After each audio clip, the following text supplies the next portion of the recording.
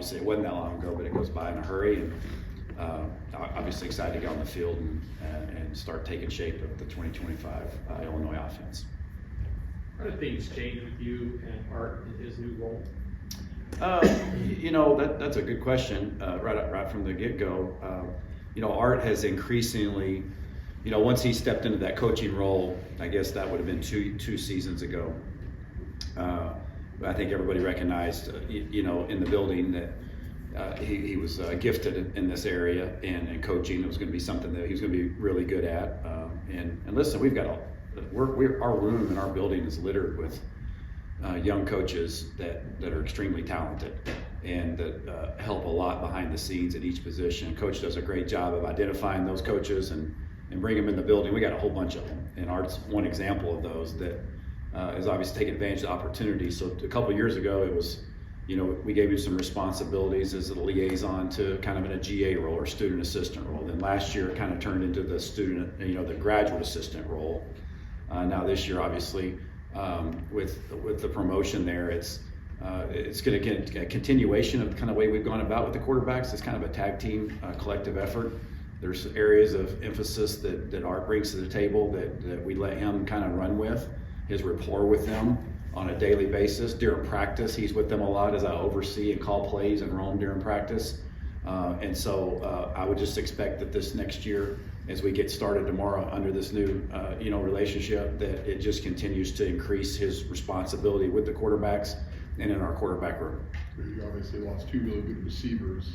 What do you think you've got in that room? Some young guys probably stepping into their bigger roles to date, and a couple new faces. Yeah, really excited about the spring, and for a lot of reasons. That is one of the main storylines for us in the spring, just as a coaching staff, not from a media standpoint, but just as identifying across the board at all positions, offensive line included, quarterback. What are our personnel is like? What are the strengths and weaknesses? Who are those guys that through 15 spring practice proved that they're ready to help us win a Big Ten championship? And obviously at that position, that's the one position that we probably have the least amount of returning production because of what Pat and Zakari collectively brought and their ability to play throughout the course of the game without much being fatigued a lot. They both have good gas tanks, and so I'm really excited because you have a really unique combination of, you have some guys that have been here that are experienced. Their production is not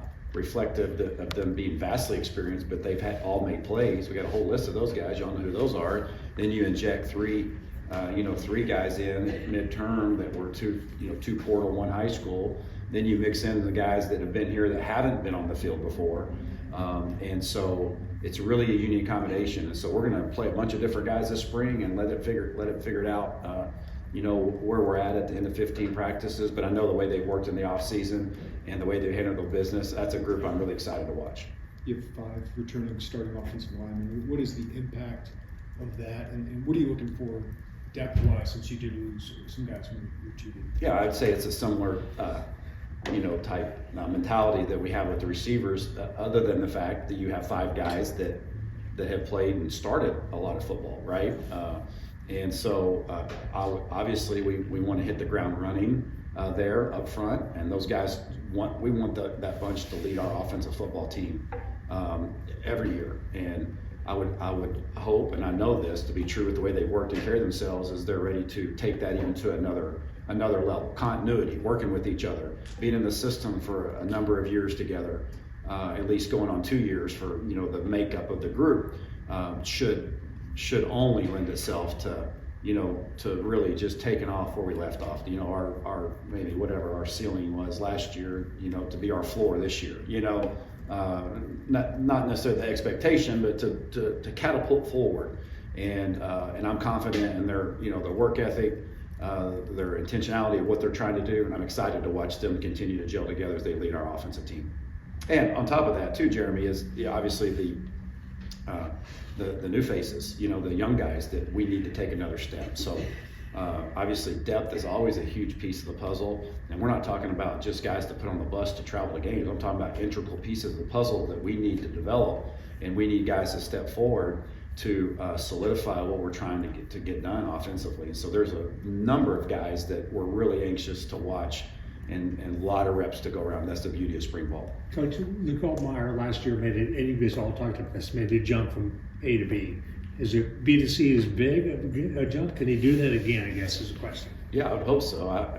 Obviously, C to B and then B to A is where we prefer to go. In that to your point, that's being fun with you, Bob, there, but that's the jump. That's the word, right? That's what we're looking for. Is he made a jump from point A to point B last year, and now what can we start off spring? Where we left off and make that next jump. And that's where we're going to push and challenge him. That's what we need him to do. That's what he wants to do. And he's no different than everybody else on our football team. They all want to make that jump. That's the unique nature of, we have a lot of returning production, a lot of returning players, and we need every one of those guys to make a jump from where they were last year. And then that would bring along the guys, the younger guys with them. I need to make a jump, as an offensive coordinator from last year to this year. And if we just do that collectively as a group, or do that collectively, if we do that individually, the collective results of that will be really nice and put us in a good spot to get ready for the season. But for Luke, I know he's really, really excited about this opportunity to go out and start spring again. He's really anxious to get going, and I'm anxious to help him, and Art and I to help propel him to play his very best football that he's played since he's been in Illinois. Barry, how have you adapted to spring, the idea of spring over the years with the rule changes? It seems like that wasn't that long ago where you couldn't have contact with them in the winter. They couldn't practice with a football. Now they can. Is there a difference of approach now that the rules are kind of different and you can have 12-month contact with these guys? Well, I think one of the things that we're so blessed here is under Coach Bielema's leadership, is Coach is just always involved in those things and just A to Z. And as far as the changing landscape of college football, and whether that be recruiting rules and regulations, staffing, spring ball, fall camp, right? It seems like every year there's a new set of factors that are rules or adjustments that are being rolled out. And the beauty about my job here and all of our jobs here is Coach does a fantastic job of just being on the forefront, handling that and adapting, and we just follow along. And I can concentrate on coaching football and helping our offense to be the best it can be. And so we just kind of roll with the punches. It is an ever-changing world, and they get to work with our guys a little bit more than what you did 5 years ago has been awesome. And our guys look forward to that time, and we look forward to that time. So it's enabling to see them work out, and then take them from workouts to get a little bit of time on the clock with them to help refine their skills is awesome. So I love that adaptation of the rules. But to your point, they just every year it's something new, and Coach does a great job of managing that for us. It's the same staff for you offensively, the main guys. What's that mean for you guys as going another year together when you've all worked together? Yeah, it's no different for us than it is for the players, right? And so the challenge there always is, whether you're coming off a good year or a poor year, the challenge is always how can we better? How can we better our offense? How can we better ourselves as coaches? How can we improve what we're teaching? How can we improve schematically? We're always chasing that, and always will be. And I love that about, obviously Coach and his direction that he gives us, but in particular the staff that we have on the offensive side of the ball, to be able to go into another year or back-to-back years with basically the same people in the room. Terminology, communication, they know how I talk, how I, communicate, what my expectations are. I know what makes them tick. I know I can count on those guys. Everybody in that room do a great job, and our staff of communicating to our players what we need to get done in the scheme and then individually. And so really excited to be able to go into that back-to-back years, and because we've got a really strong staff, they do a great job. Over these first 15 practices for you, what do you look to accomplish as a collective goal for this offense? What do you establish there? Yeah, I would say the number one would just be a kind of establishing our identity in who we are, and I don't mean like schematically so much.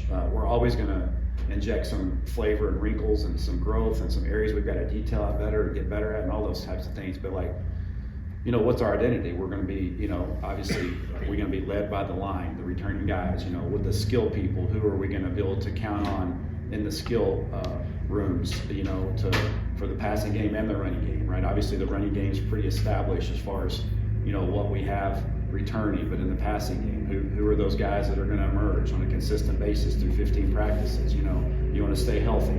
You want to get better. You want to stay healthy. You want to identify who your people are. And if you can do those things, then I think it'll be a successful spring. What do you think about how that high committee approach and running that grew involved over the course of last season? Yeah, obviously I love the way it ended up, and I thought, and I've talked about this a lot, I think I know Thad has done a great job of managing that for us in game, leading up to games and practices, done a really good job. He's got a really good feel for that, and it's really nice to have the experience that we have and the different type of running styles that we have, and we got to continue to use all of those guys to help us have an effective offense.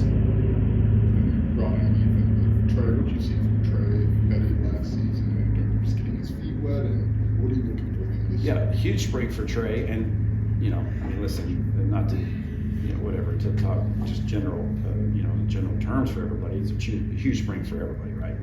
Because it is the spring. That's why it's the most important. But in particular, in the cycle of development, Trey's going in now his second spring, and that second spring, in particular for quarterbacks, is always a huge spring. And I've seen his preparation, this off season, his intentionality increase. And not that it was lacking to begin with, but it's taken a new step. Last year, he really, to your point, he got his feet wet in spring. That's once we started the season, he did a lot of our look squad stuff for us, competed, really did a good job down there. And our defensive coaches bragged about him a lot, just about what he brought to the table from a look squad standpoint. And so now it's time to come back into our room, run our offense and show me and show us that, the way that he's absorbed the information, he's ready to go out there and put it into action. Going into a second spring, so I'm excited to watch Trey. Not sure Cole's ability yet, but tight end wise, you had Stoffel to the group. Just what are you hoping to see out of that since you lost a couple pieces? Yeah, I think it's a similar position that you would say as far as wideout is what we have on the returning and what's going out there. You've got a commodity and Tanner that played a lot of football for us, and then obviously Jordan has gotten his feet wet. And to your point about Cole, like Stoffel, we're going to see what he's got. Be a lot of reps to go around because we like to use our guys. We like to use that position. We got some young guys that traveled with us last year. Nick True and Jake Ferdiney and Tanner Hollinger. There's a bunch of young guys there that also are going to get in the mix as well. And I may be leaving somebody off, and I always hate to do that. I'm kind of scattered about that right now. But the tight end room in general, beyond Tanner, it'll be a huge spring to see a lot of reps to go around, see who emerges in that, and how we can use their skill set. That's what we're just looking for, is declaring a skill set that could be useful for us. Doesn't have to be A to Z, doesn't have to be 80 plays a game. We're trying to identify guys that have taken this step and they're ready to prove that they can help us offensively in any way, shape, or form. That's my job and our job to help use those guys in set roles. Just want to follow up on Jordan. What can he bring to that? Yeah, we did a little bit of both with him last year, so he's just a versatile player for us, and he'll continue to do that. Really at the end of the year, he was in the running back room and the tight end room, and he's a versatile player that just does everything right. He's had a great offseason. Looking forward to seeing how we continue to be creative and how we use him. Do you use the spring with guys that are transfers that have played a lot of football other places to get them transitioned to how you guys do things, or should that have already happened in like the winter and what you've been doing beforehand? Well, the answer to that is yes and yes. I think the winter program, the way we do things, they slowly and surely. Obviously, Tank's got a way of, and his staff got a way of doing things that, just like any other subunit in our organization, operates under Coach Bielema's philosophy and belief system. And Tank and those guys do a phenomenal job of getting them integrated, into the way we do things and the expectations there. And now it's started to take it to the field. I think most of these newcomers would understand, what we're trying to accomplish and how we do things, but none of them been on the field yet with us, as far as a practice. And so, that's a big part of our teaching and our learning. And we feel like something we spend a lot of time is how you practice and what we're trying to accomplish during practice, what situational football means. So there'll be a lot to be learned for those guys, not just the new guys, but everybody from A to Z. I look at somebody like Ethan in your room. Do you expect him to have, a set of, I don't want to say skills, but do you expect him to have stuff in his toolbox, before that first practice, or is that a gradual build? Yeah, great. Yes, I mean, yes and yes again. Okay. That's a great question. But yeah, obviously, some of the things he has in his toolbox are his experiences previously. Sure. So he knows how to operate a practice. He knows what a snap count is. He knows what getting a signal's like and communicating a play in the huddle because he's done it and had done it at a high level, right? So those are just some baseline skills that he's already proven based on what we saw on film that he's done. So now it's so then leading up to spring ball, it's taking those little moments to teach some of the things that we're doing schematically.